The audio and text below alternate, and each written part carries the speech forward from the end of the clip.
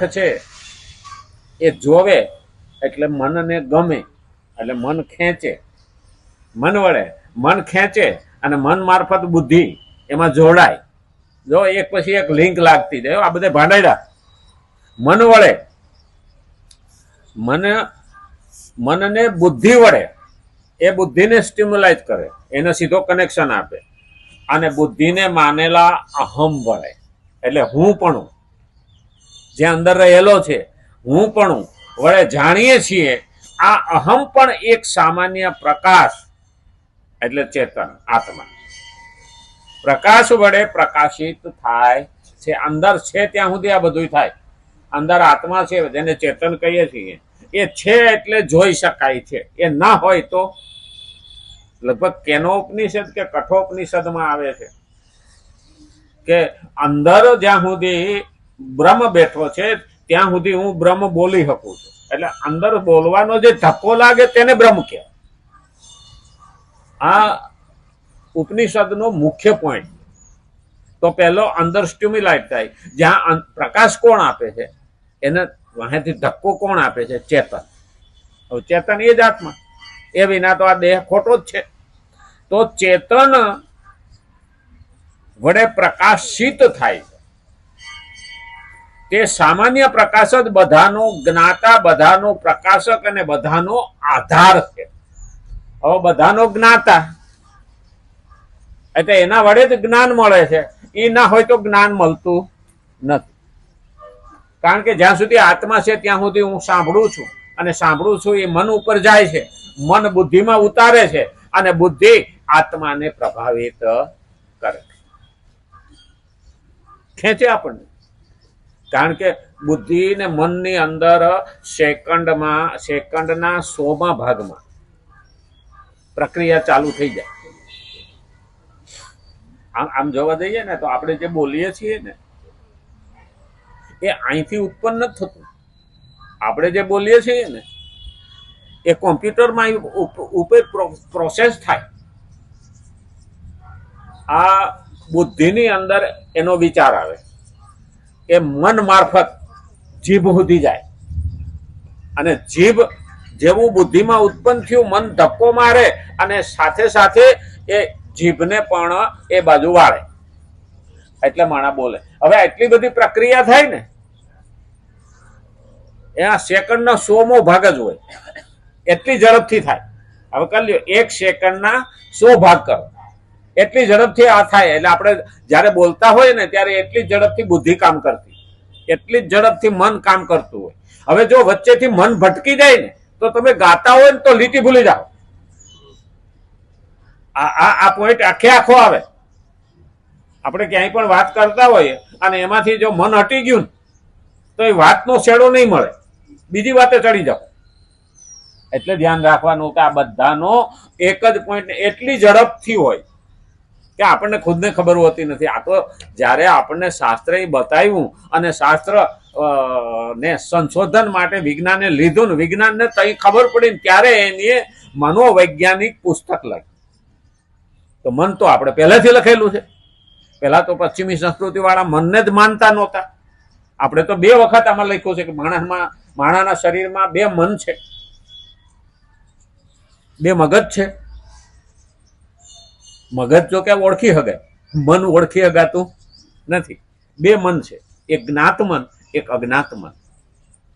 એક નાનું મગજ, એક મોટું મગજ.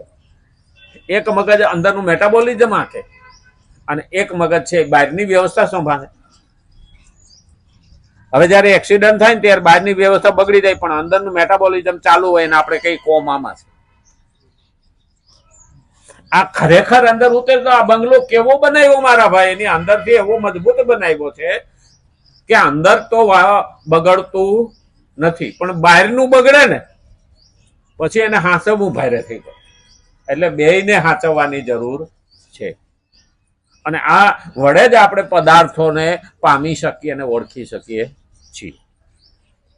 તો કીધું છે એને આધાર પણ એનો છે સ્વયંનો, આત્માનો, અને પ્રકાશ પણ એનો જ છે આત્માનો, અને જ્ઞાતા પણ એનો જ છે આત્માનો. એ ના હોય તો આ કઈ થતું નથી. અહમથી પર પોતાના સ્વરૂપ એટલે ચેતનને કેવી રીતે જાણવું? અહમથી પર. હવે ભાઈ અહમ માણસ છોડવો હોય તો એને જાણવું કેવી રીતે? ગાઢ નિંદ્રામાં જો કે બુદ્ધિ અવિદ્યામાં લીન થઈ જાય છે, છતાં પણ મનુષ્ય જાગી જતા કે છે હું બહુ જ સુખેથી ઊંઘ્યો. આ 2 પોઈન્ટ મહત્વના. આપણે ઊંઘ હાવ સામાન્ય લાગે, પણ ઊંઘ એ મોટો વિષય છે. ઊંઘ જેવી મજા નથી, ઊંઘ જેવો આનંદ નથી, અને ઊંઘ જેવી શાંતિ નથી. અને ઘણાને ગોળીઓ લઈને ઊંઘે, એને ઊંઘ નો કહેવાય, ઘેન કહેવાય.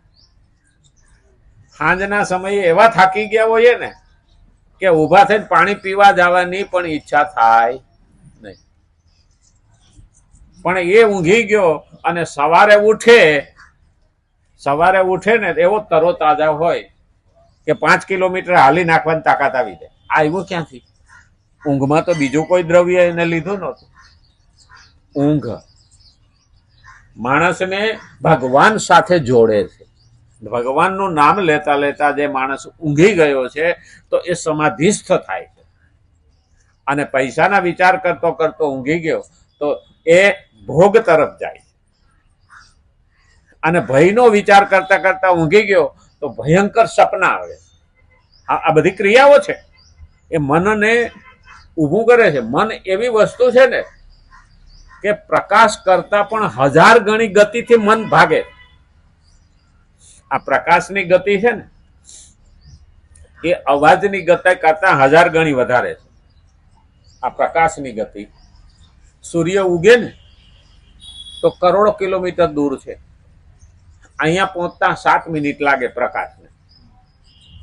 સૂર્ય ઉગે અને અહીંયા એના કિરણ પહોંચતા 7 મિનિટ લાગે. કેટલી ઝડપથી આવે! અવાજમાં એટલી ઝડપ નથી.